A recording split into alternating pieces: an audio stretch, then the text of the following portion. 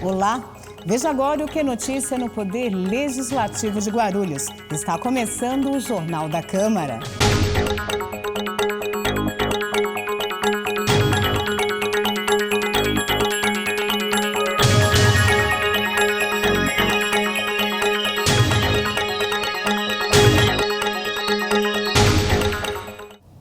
A Comissão de Trânsito e Transporte se reuniu na última terça-feira. Recebeu parecer favorável o projeto que determina a instalação de indicador de velocidade em ônibus, micro-ônibus e vans na cidade. A proposta é de autoria do vereador Novinho Brasil, do PTN. É uma preocupação do vereador, né? E nós achamos importante esse projeto de lei, que deve ser para ser votado na casa.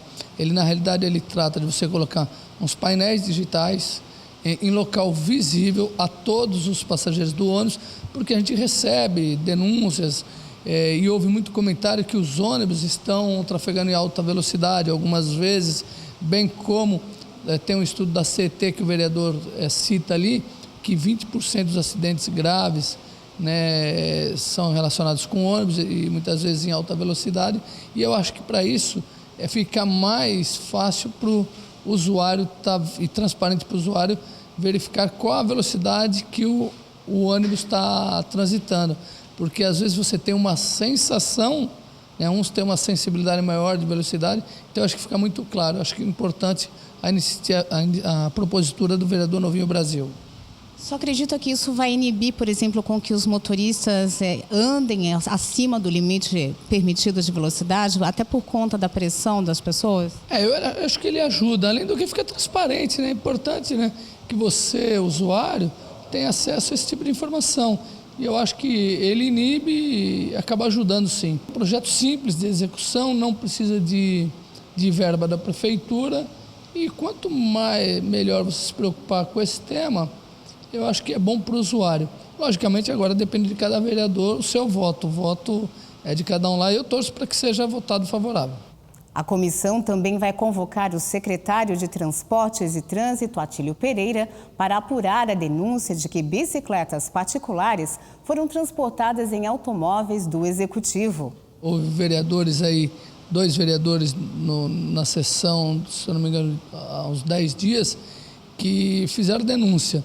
E aí pediram para que a comissão apurasse o possível uso indevido de um carro da prefeitura transportando bicicletas de uma empresa. Nós, não obstante nós somos da base de sustentação, eu sou vice-líder do governo, eu acho que a gente tem que ter transparência. Na mesma hora eu liguei para o secretário, falei: secretário, está vendo aqui? Ele falou: não, vou ter o máximo prazer de informar que na realidade não é isso que está sendo falado. E aí a gente só está verificando uma data que case tanto a agenda da comissão com a agenda do secretário. Na próxima semana ou talvez na outra terça-feira. Em reunião extraordinária no dia 29 de setembro, a Comissão de Saúde resolveu apurar as atividades realizadas atualmente pela Irmandade da Santa Casa de Misericórdia de Guarulhos. O objetivo é avaliar o projeto que reconhece a instituição como de utilidade pública. A proposta foi apresentada em 2011 pelos 34 vereadores daquela legislatura. Esse projeto entrou na Comissão de Saúde depois do dia 2 de junho, tá? Em seguida vem recesso, tudo nós tomamos. E o projeto aqui, nós temos um técnico super capacitado e organizado que ele coloca na ordem de chegada. E esse projeto ainda não estaria na pauta. Aí eu recebi uma ligação de uma pessoa que é vinculado à Santa Casa e falou que o projeto estava parado na Comissão de Saúde. Aí eu pedi para colocar na pauta, tá? Para poder realmente não deixar parado, porque realmente é muito importante ser utilidade pública a Santa Casa, desde que preste um serviço importante para a nossa cidade. E de outro lado, eu recebi uma informação de um colega nosso que a Santa Casa hoje não está mais prestando serviço nenhum para a cidade. Então, eu vou, junto com a Comissão de Saúde, segunda-feira, dia 5 de outubro, nós vamos estar fazendo uma visita na Santa Casa. E tenho certeza que com o nome que tem a Santa Casa, acredito que estejam prestando um bom serviço, e ainda estejam prestando um serviço e um bom serviço para a nossa cidade. E se isso realmente estiver acontecendo, vai ser bem tranquilo a deliberação e principalmente o apoio desses vereadores para que isso possa acontecer. Vereador, no caso, né, se vocês realmente aprovarem esse projeto, ela se tornar um órgão de interesse público, de utilidade pública, quais serão os benefícios que a Santa Casa vai ter com essas condições? Toda entidade que provada um tempo de estadia, de serviço e também todo regularizado, tá, e depois passa a ter este de utilidade pública, ele recebe um aporte financeiro do município para poder realmente continuar o seu trabalho em prol do município. No próximo bloco, acompanhe a cobertura da reunião entre vereadores e servidores municipais para discutir o regime jurídico único. O Jornal da Câmara volta já.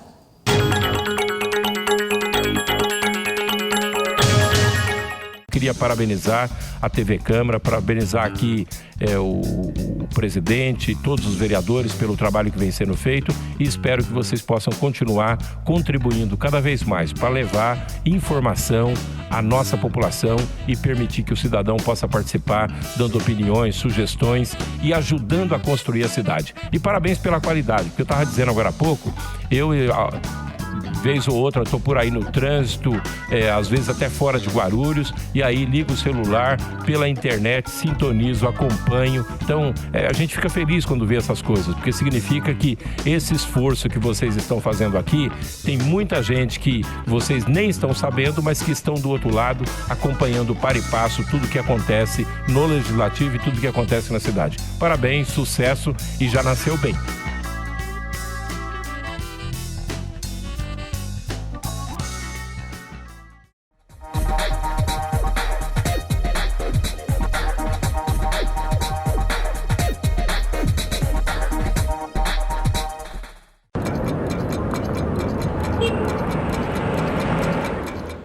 Como que a gente pode participar e contribuir na criação das leis? A Câmara de Guarulhos incentiva a participação popular no processo legislativo. Nas sessões ordinárias, os guarulhenses podem falar na tribuna livre, apresentar reivindicações, demandas e problemas para os vereadores. Para isso, é preciso estar em dia com a Justiça Eleitoral e procurar a Câmara com 2 dias de antecedência. Já nas audiências públicas, a participação é livre e todos os cidadãos podem manifestar sua opinião sobre um tema específico. O pedido para falar é feito durante a própria audiência. As entidades da sociedade civil organizada podem apresentar propostas por meio da Comissão de Legislação Participativa. O povo também pode apresentar projetos de lei. Para valer, o projeto precisa ter a assinatura de 5% dos eleitores do município. A iniciativa popular é um instrumento importante da democracia. Vale lembrar que o plenário da Câmara é aberto ao público em todas as sessões e audiências. Você pode acompanhar as discussões e votações. Se você tiver alguma dúvida sobre o Poder Legislativo Municipal e quiser ver a explicação aqui no Minuto Cidadão, entre em contato com a TV Câmara Guarulhos. Até a próxima!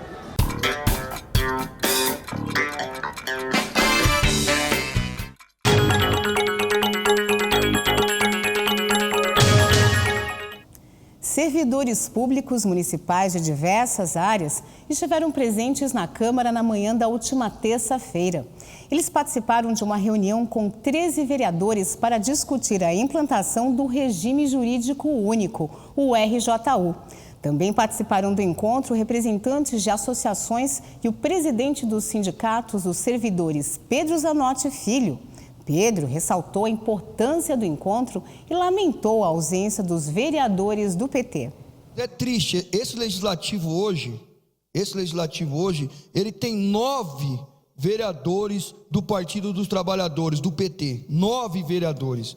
Não tem nenhum aqui, nenhum para representar a bancada, para dizer assim, eu estou para representar a bancada dos 9, para ouvir os trabalhadores falando. Nenhum veio. Tem vereadores de todo o partido, nenhum veio. Mandou assessoria. Então, assim, na minha opinião, um projeto de tamanha envergadura, 721 itens, certo? Que faz uma economia em torno de 300 milhões de reais para o governo, em cima das costas dos trabalhadores. E uma pessoa que é vereadora, eleita pelo Partido dos Trabalhadores, 9, nenhum ficar para representar a bancada porque tem outros compromissos, eu acho que os outros vereadores também tinham outro compromisso. Eu não sei nem o tamanho do compromisso, mas se por respeito aos trabalhadores, por respeito aos servidores, deveriam, no mínimo 1 ou 2, ter mandado os assessores para o outro compromisso, mandava 7 vereadores para o outro compromisso e ficava 2 aqui. Eu acho que era o mínimo. Os 9 ter ido em outro compromisso é muita cara de pau mesmo, viu? A administração hoje coloca que o RJU é bom para o servidor seletista e é bom até para o servidor estatutário. Da maneira que está, não é bom. Nós conhecemos vários estatutos, não que, alguns, até para nós entender esse conjunto. Nós sabemos que a questão do RJU é constitucional. Uma hora vai ter um regime jurídico único e até tem que ter um regime jurídico único, certo? Porque também não há justiça aonde você ter 2 tipos de servidor, um tipo considerado casta e a outra não. Porque nós temos hoje isso. Nós temos um tipo de servidor e o outro tipo de servidor. Tem que ter um tipo só de servidor, com os mesmos direitos. Mas esse projeto, do jeito que foi apresentado, ele faz o seguinte, ele joga todo mundo para baixo. Que essa não é a intenção. Essa não é a intenção. A intenção é, historicamente, todas as diretorias que passaram pelo sindicato brigou por isso, por um regime jurídico único. Mas um regime jurídico único que o servidor seletista não perca nada. E os atuais estatutários também não percam nada. Que faça um conjunto, sim, de uma lei, aonde daqui 10, daqui 20, daqui 30 anos, nós temos condições de continuarmos na prefeitura de Guarulhos, porque sinceramente, da maneira que está, eu acredito, a maioria, professores, trabalhadores da saúde, esses trabalhadores, eles vão embora. A representante da Comissão Mista de Servidores, Elaine Minatti, destacou alguns pontos importantes do atual projeto. Ela falou sobre a possível não incorporação dos adicionais por tempo de serviço no salário dos servidores, como quinquênio e sexta parte. É a contagem de tempo que o seletista não vai carregar quando da migração. Então, na prática, todos vocês devem conhecer, eu não sei se os vereadores aqui presentes conhecem, na proposta, o tempo de seletista que a pessoa tem no serviço público, ela não vai contar para efeitos dos benefícios. Então, do quinquênio e do ATS. Do quinquênio e da sexta parte. Nós entendemos que talvez essa proposta tenha sido até feita sem cálculo, sem um cálculo prévio, mas assim, na simples perspectiva de não conferir isso ao seletista. Nós temos números que inclusive são números até maiores do que a realidade, porque eles totalizam 20 mil servidores que migrariam e, na verdade, vão migrar só 18 mil. Então, possivelmente, nesse número, a gente tem as pessoas que eles estão impossibilitando de migrar, que são as pessoas que têm, que faltam 5 anos para se aposentar. Então, por exemplo, quem hoje, dentro da realidade do seletista, teria um ATS para receber 5%, em torno de 5.400 servidores. 2 ATS, 3.000, em torno de 3.500. 3 ATS, em torno de 1.700 servidores. 4 ATS, em torno de 2.000 servidores. E 5 ATS, em torno de 853.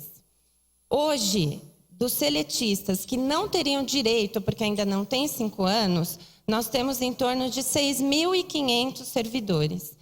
Então, vereadores, se vocês observarem, vai existir um escalonamento e nós não estamos falando que todos os servidores, por exemplo, terão direito a 5 ATS, que seriam, no caso, 5 quinquênios.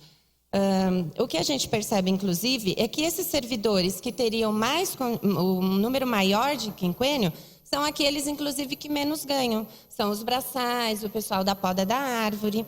Então, a gente vê que não foi apresentado um estudo, e até para demonstrar a inviabilidade disso. É importante também ressaltar que a contagem do tempo ela já foi definida em súmula do STF. Existe uma súmula, a 678, já foi julgado em casos de entes que fizeram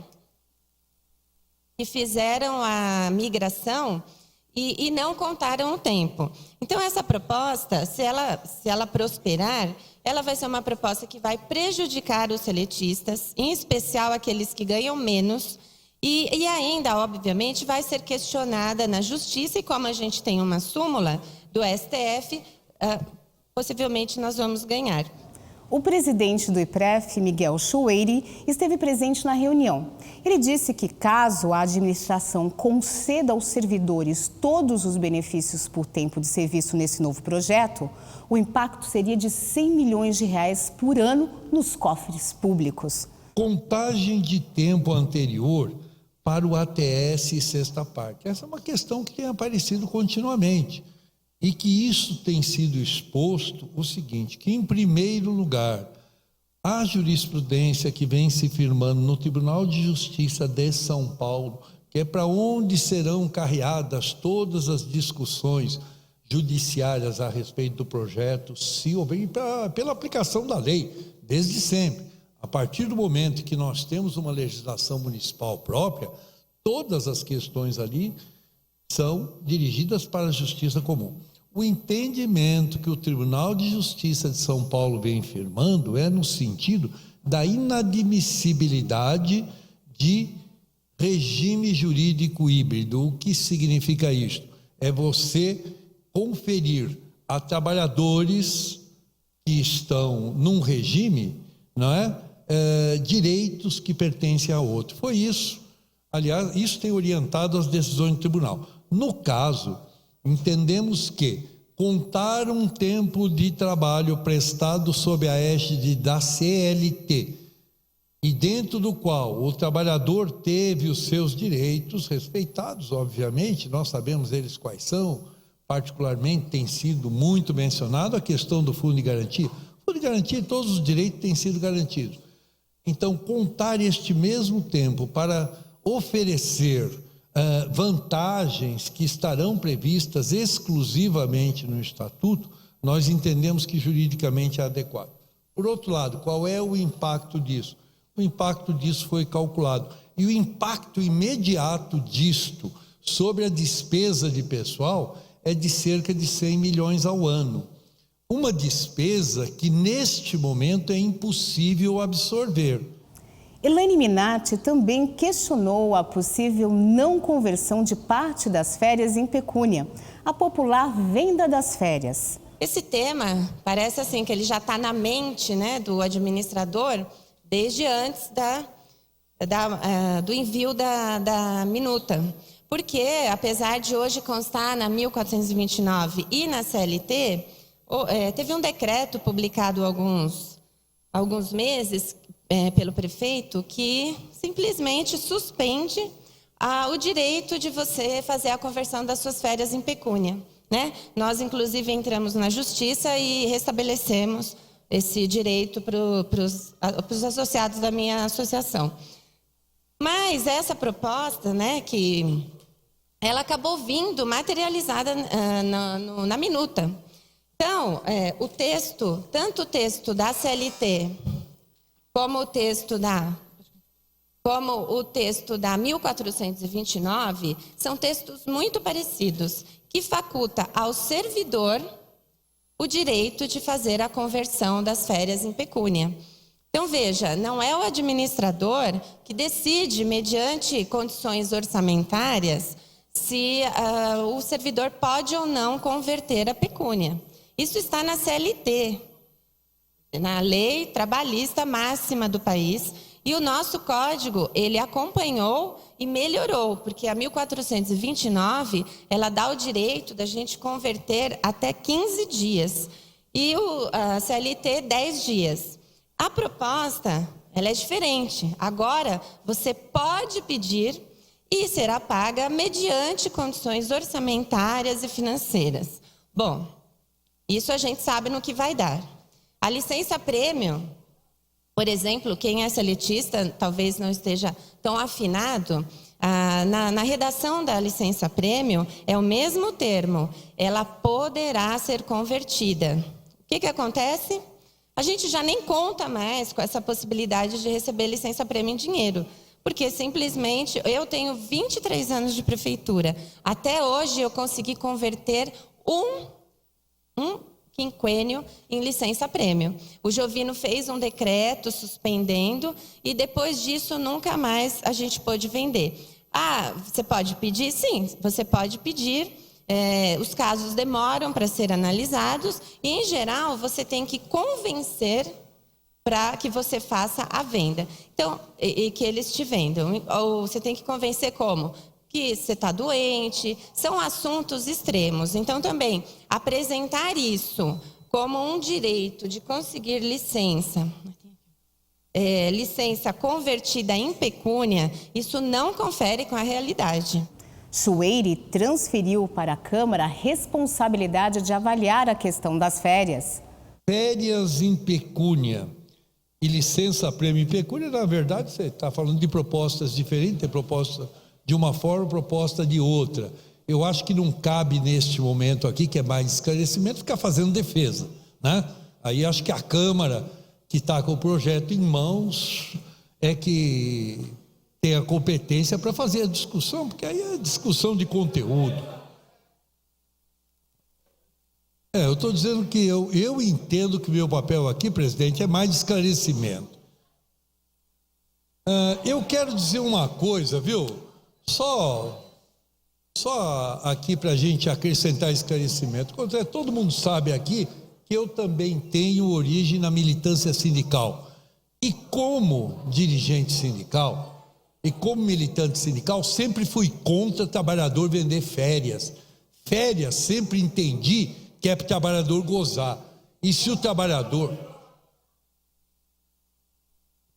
Eu entendo que pensem de outra forma, eu vejo hoje um tanto surpreso dirigente sindical defendendo isso, mas tudo bem, cada um tem sua visão.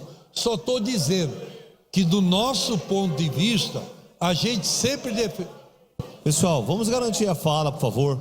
A gente sempre defendeu férias gozadas, e é isto, priorizar o gozo das férias, assegurar. Nós temos regras na lei colocadas ali, nós temos regras colocadas, certo? Impondo às chefias, certo? Que não cancele as férias do servidor, certo? Nós temos, a política é garantir que o trabalhador consiga gozar suas férias.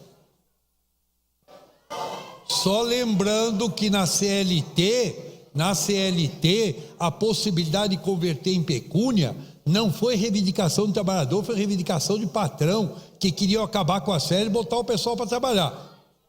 Só lembrando, tá? No próximo bloco, você acompanha mais destaques da discussão sobre o regime jurídico único. O Jornal da Câmara volta já.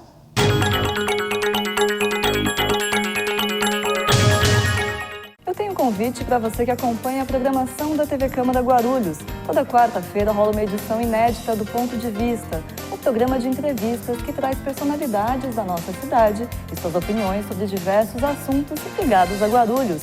Ponto de Vista toda quarta-feira, logo após o Jornal da Câmara aqui, na TV Câmara Guarulhos, o canal da cidadania.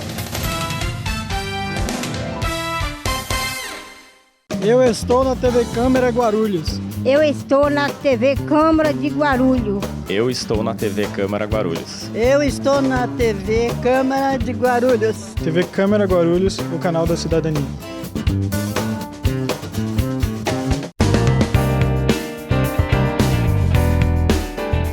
De todo o ano, a Câmara realiza diversas audiências públicas, com a presença de vereadores, representantes do poder público e da sociedade civil. A prestação de contas da Prefeitura, a previsão orçamentária anual, o plano diretor e projetos de grande impacto são apresentados à população por meio das audiências públicas. Participando das audiências, você fica a par do que acontece no Executivo e no Legislativo Municipal. E ainda pode esclarecer dúvidas, participar dos debates e influenciar nas decisões. Para aqueles que não podem acompanhar as discussões pessoalmente, a TV Câmara transmite ao vivo e na íntegra todas as audiências públicas realizadas na sede do Legislativo Municipal. Por isso, fique ligado na programação da TV Câmara Guarulhos, o canal da cidadania.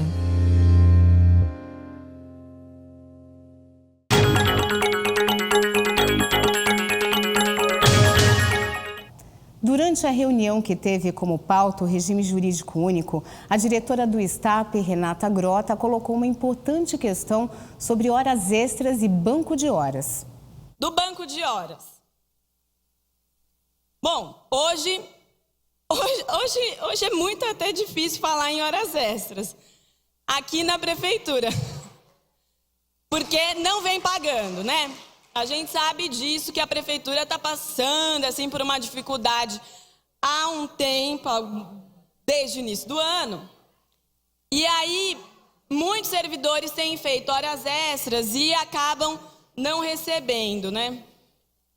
Só que agora, o que a prefeitura propôs? Ela propôs acabar de vez com o pagamento das horas extras. Ela quer instituir um banco de horas ad eternamente. Para sempre, para todo o sempre. Primeiro a gente trabalha e depois, mediante a vontade dela, ela vai decidir se paga ou não as nossas horas extras.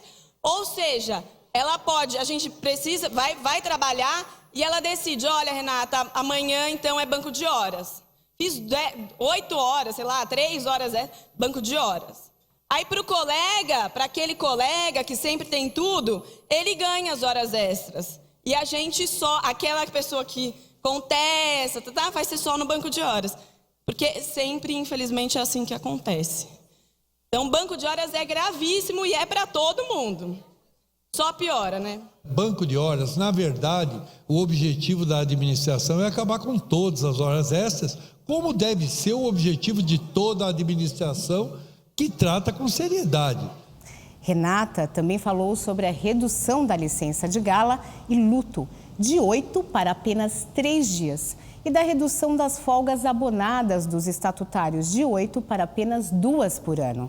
Da licença em virtude de gala, que é a licença casamento, né? Hoje, o servidor seletista conta com... Me falta... Eu nunca casei, são 5 ou 3 dias, Sara? 5. Então, servidor seletista, eu sou amaziada.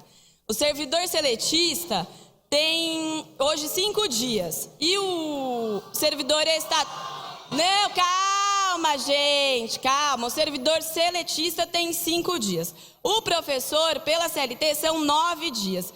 E o estatutário da prefeitura tem 8 dias. E então, a prefeitura quer tirar de todo mundo. Não interessa se você é seletista, se você é professor, se você é estatutário. Chega com essa palhaçada. São só 3 dias agora. É assim que ela pensa. Então, reduziu para 3 dias consecutivos a licença em virtude de gala, casamento. E aí a gente propõe que continue com a proposta da 1429. E aí, gente, vamos, porque já está acabando. Da 1429...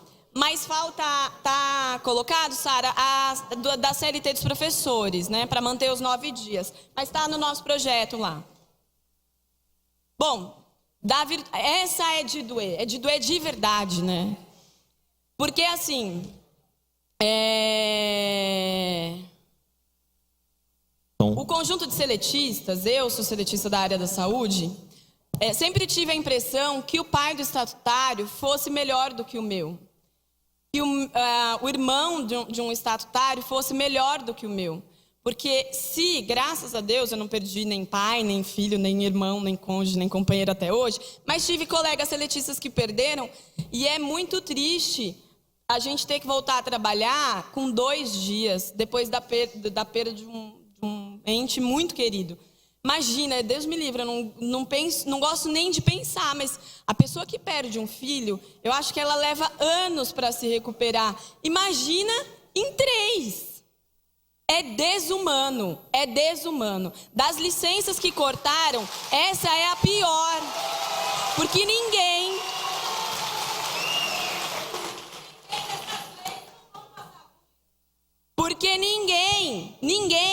que propõe um negócio desse vai ter que cumprir os 3 dias. Porque ele pode ir e voltar do serviço a hora que ele quer. Porque a gente que precisa comprovar, fica muito difícil. Enfim, as abonadas, que é o artigo 115 da 1429, o famoso artigo 115 da 1429. E aí, todos nós seletistas sonhávamos com um dia de termos as nossas 8 abonadas. E aí vem a prefeitura com um banho de água fria e diz, não, agora é 2 para todo mundo. Se quiser, tá de bom tamanho, se não quiser, é assim. Só que o que acontece? As ausências abonadas, as 815, ela não é só porque o estatutário ele precisa de mais dias para folgar. Não é por isso. Tem um fator, 2 fatores que precisam ser considerados e que são importantes, vereadores. Um deles é que o estatutário não tem fundo de garantia por tempo de serviço, o famoso FGTS. E aí, quando a gente soma as 8 abonadas em 5 anos, ela dá uma diferença com a licença-prêmio dos 3 anos, somando lá dá 5 anos de salário igual ao FGTS, aproximadamente. Essa é uma dos fatores. O outro é que tem meses de 31 dias. E aí, o pagamento é feito pelos meses de 30 dias, e esses meses de 31, então você tem essas folgas para haver essa compensação. Esses são os 2 fatores que contam nas ausências abonadas. Com relação à licença gala e à licença luto, acho que tem propostas diferentes e cabe à Câmara realmente conduzir essa discussão e examinarmos. O processo legislativo é a respeito das faltas abonadas, que realmente a administração entende que é importante que se reduza esse número ao fazer a migração, que o número de 8 é excessivo. Vários vereadores falaram ao final das explicações. Praticamente todos pediram arquivamento do projeto. Cadê o cálculo autorial? Cadê as situações? Olha, 4,5 milhões foi pago para essa Fundação Getúlio Vargas. A primeira coisa que teria que vir para a Câmara Municipal era o cálculo de aposentadoria dos funcionários. Era a primeira coisa, para ver se tem dinheiro. E não veio, vereadores, não veio o cálculo autorial. Não podemos votar de jeito nenhum por um pedido desse. Tem que ser arquivado urgentemente esse processo. E no meu entendimento, quando o superintendente da IPREF veio aqui falar, o Miguel Chueri, ficaram vários pontos sem explicações plausíveis, né? Eu gostaria primeiro que a prefeitura apresentasse a conta segundo os cálculos preliminares que não foi falado aqui, nem no projeto consta. Então a gente não sabe.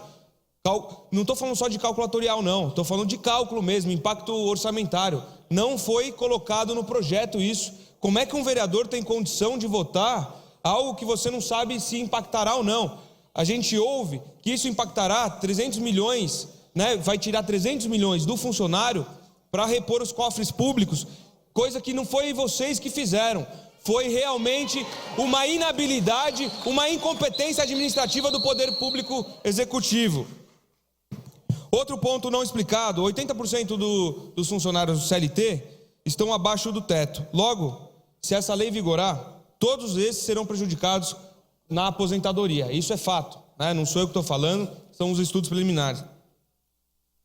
Outra questão que eu gostaria de falar. Tem vício formal, senhor presidente. Esse projeto de lei tem vício formal. Logo, se tem um vício formal, tem ilegalidade.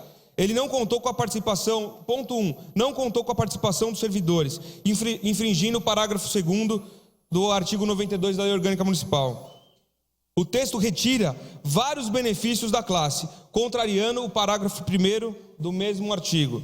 E o terceiro, o cálculo autorial não consta no projeto, logo impede análise técnica. Ou seja, existem muitos vícios formais, existe ilegalidade. Sem contar a ilegalidade, existe imoralidade, que é retirar o dinheiro, retirar benefícios dos senhores.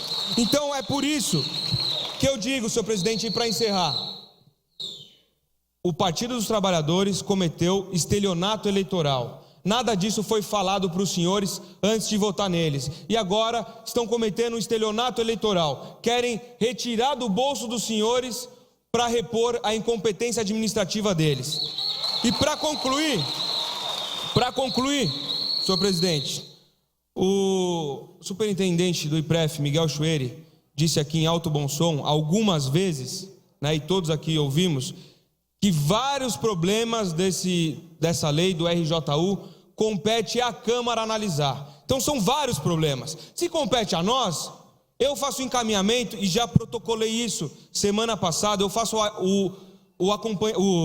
o encaminhamento para que nós arquivemos esse projeto, porque do jeito que está, não dá.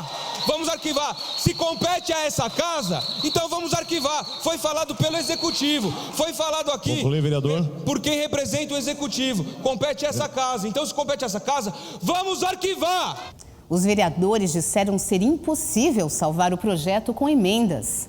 A meu ver, como advogado, o vereador Guti acabou de se referir, esse projeto ele é impossível de saneamento. Ele tem vícios formais que poderia ter sido observado, e se assim tivesse ocorrido, talvez essa reunião aqui não estaria ocorrendo.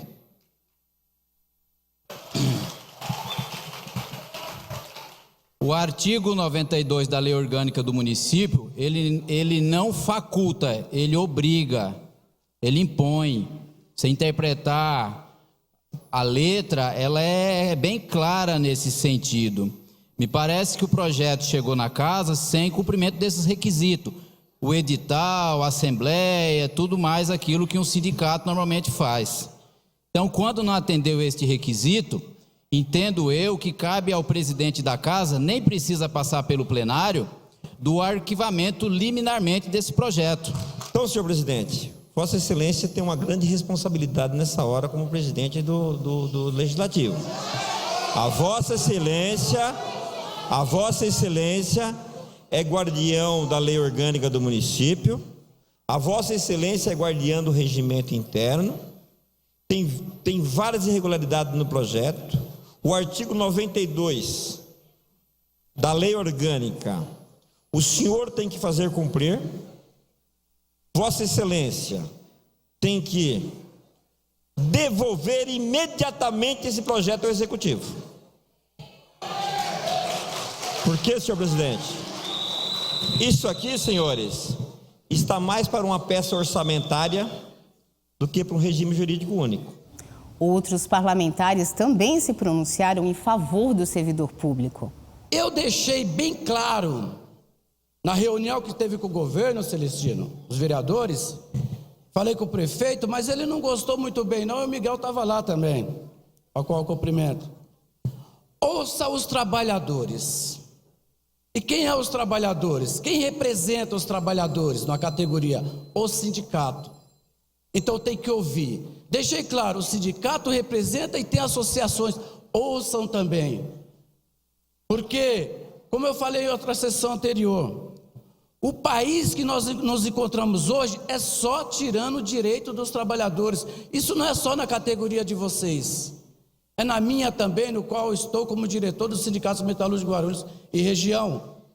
Agora, eu não vi, e pergunto às senhoras e os senhores, vocês já viram algum patrão fazer algo favorável para a classe trabalhadora?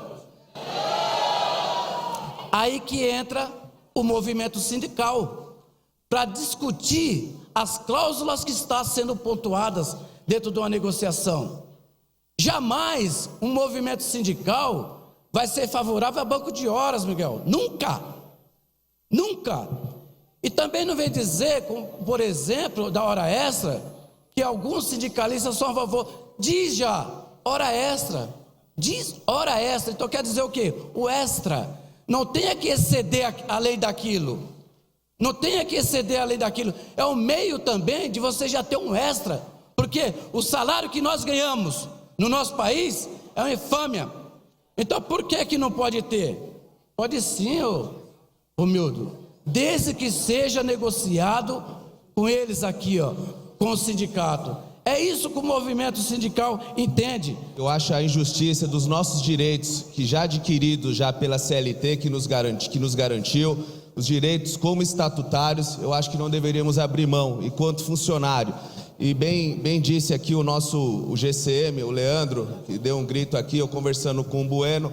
Eu sou guarda civil municipal de 98 e, como disse, a questão das horas extras, não diferente eu acho que dos demais funcionários, o guarda civil municipal, ele não se oferece a fazer hora extra, ele é convocado a fazer hora extra. Então ele é convocado a trabalhar e depois vai ser oferecido um descanso a ele.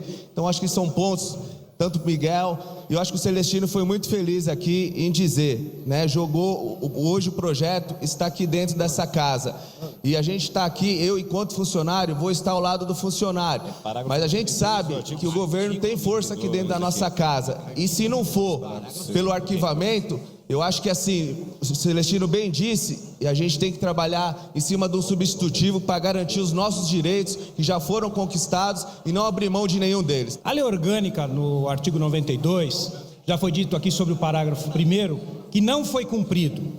E eu fui até lembrado que o parágrafo 2º também não foi, que é o quê? Não tira nenhum direito adquirido. Então, isso já não pode vir para esta casa.